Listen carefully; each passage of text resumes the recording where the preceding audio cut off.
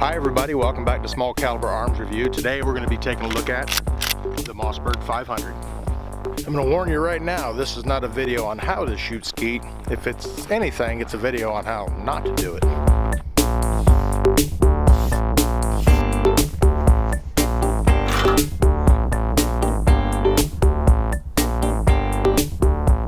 Alright, it's been a few days since the temperature's been on the plus side of the scale, and I got the old Mossberg 500 20 gauge out here. I got a few rounds of some 7.5 game load, and I got the old few of the clay pigeons out here, my little target thrower there, and I'm going to give it a few tries. Trust me, I am not very good at this. I haven't done it very much, but I'm going to go ahead and try it anyways. Let you guys take a look at how the 20 gauge Mossberg 500 shoots.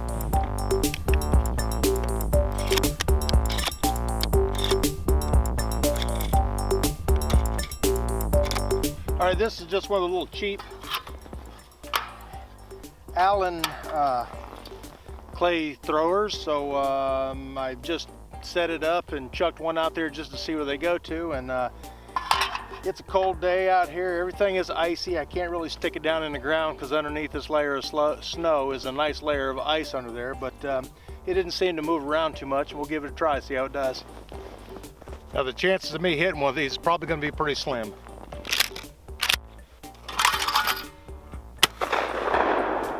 I got a piece of it. Kind of shattered as it went out, but I got it.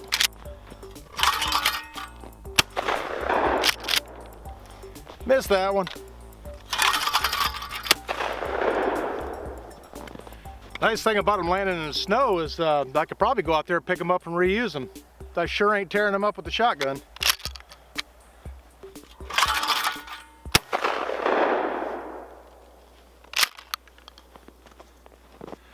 This is really not my sport.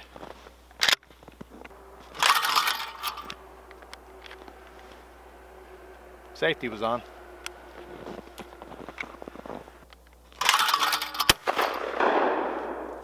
Now, I need a whole lot more practice. All right, I've got 3 more rounds with 3 more clay pigeons. I might as well waste these and then we'll go inside and do the tabletop part.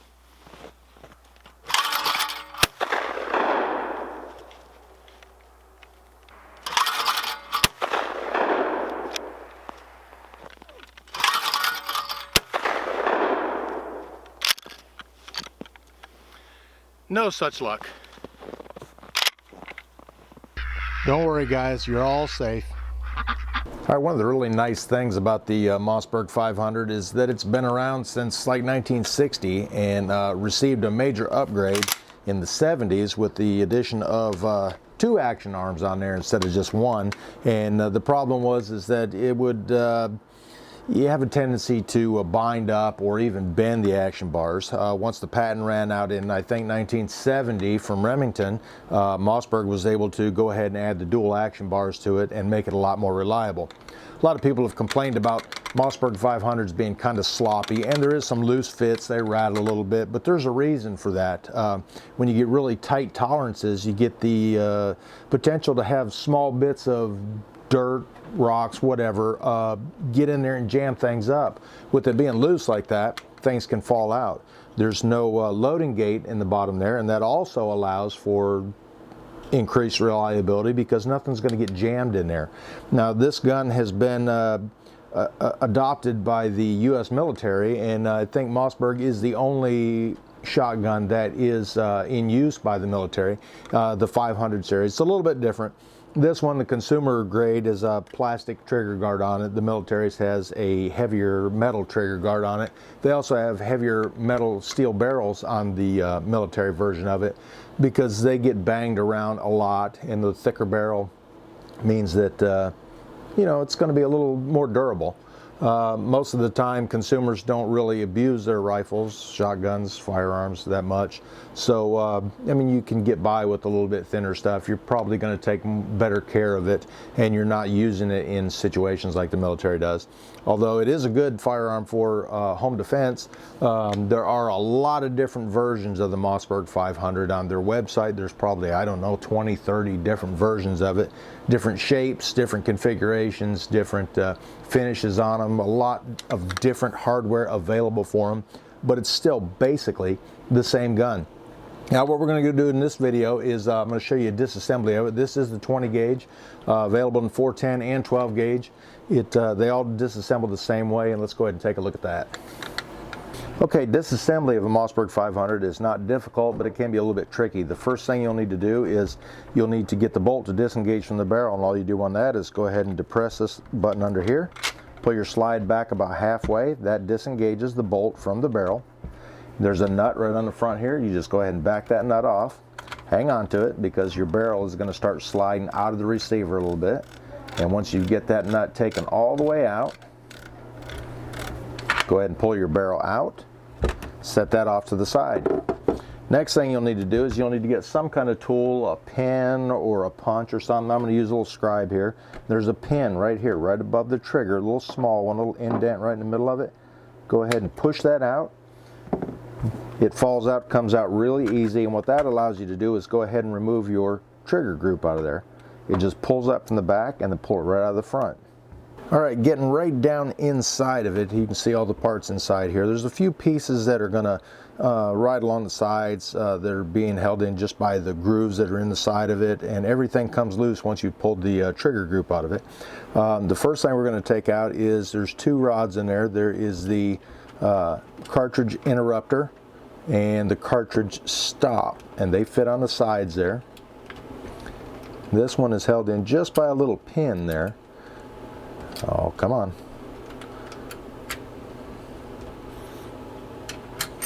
We can go ahead and grab a hold of that. That's the one with the pin on it, is the cartridge interrupter there. Alright, then you've got the bolt carrier right in there, and if you'll look, there's a place, a little groove right in between here that'll come up out of there. So get it lined up and you can pull that out. This little notch right here interacts with this piece, and there's a piece on the other side there, and those are the reaction rods, or the action rods, that are on the slide there in the front.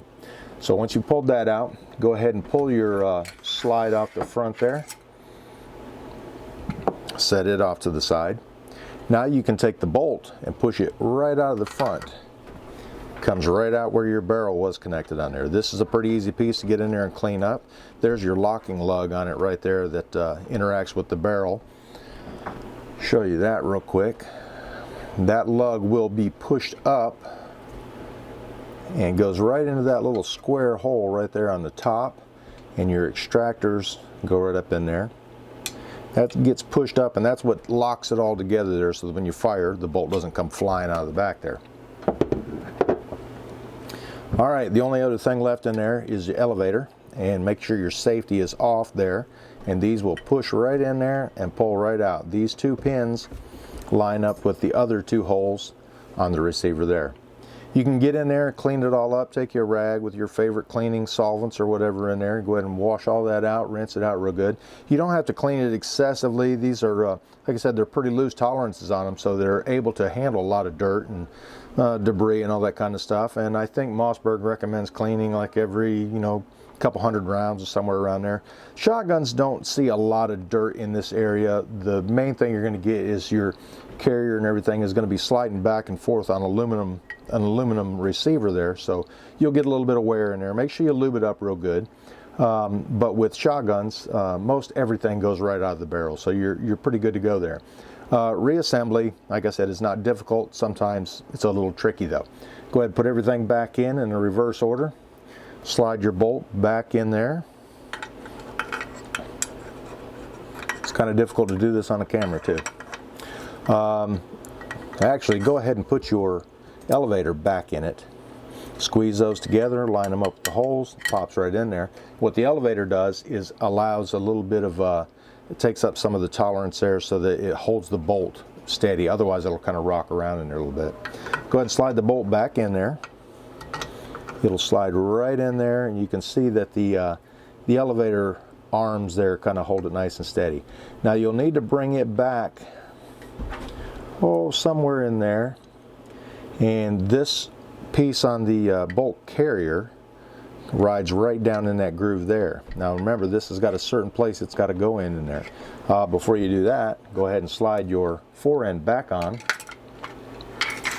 and it can be a little tricky too, because those action arms have to line up with the holes. If you can see that right in there, and then they got to slide into the grooves inside the receiver, and they wiggle around a little bit. So we'll try to get this in here. All right, got those in there. Get them started. There's a groove that they each ride in inside there. You'll have to twist a little bit. There you go. Slides right back in. Now, if you get those, you can see them right there. They need to line up so that your carrier also fits right in there. Now, with this having a certain place it's got to go in, you might need to move it forward or backwards a little bit, get it to fall right down in there.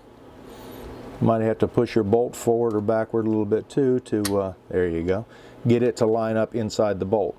Once you've got all that in there, keep it about in that same location. Go ahead and take your interrupter. Now, this has got a curved piece on it that needs to go in towards the shell. Of course, on this one, that pin has to go towards the outside.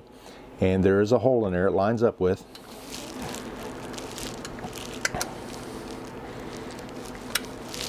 All right, now if you wiggle it around much, they'll want to fall out. Same thing on this one. This has got a curve on the end. It needs to go in towards the shell. And it's going to fit right down in that groove in there some.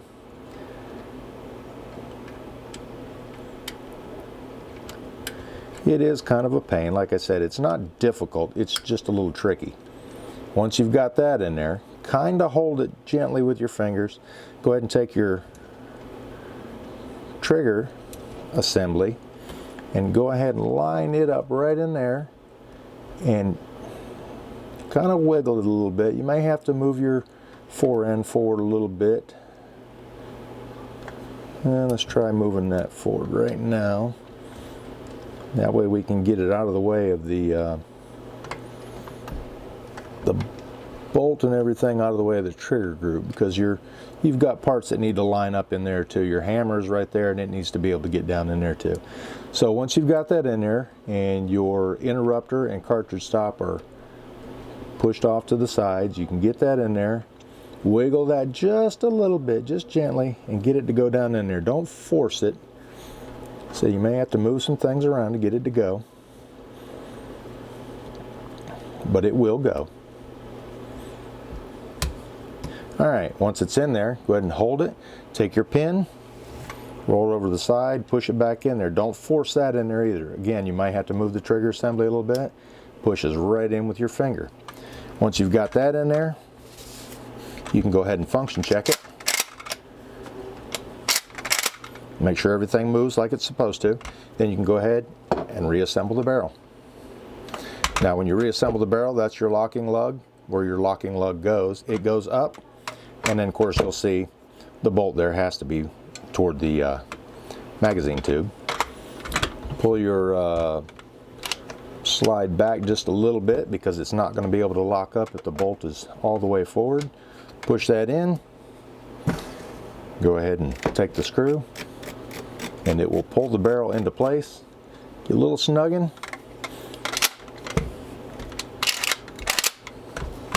Should be good to go.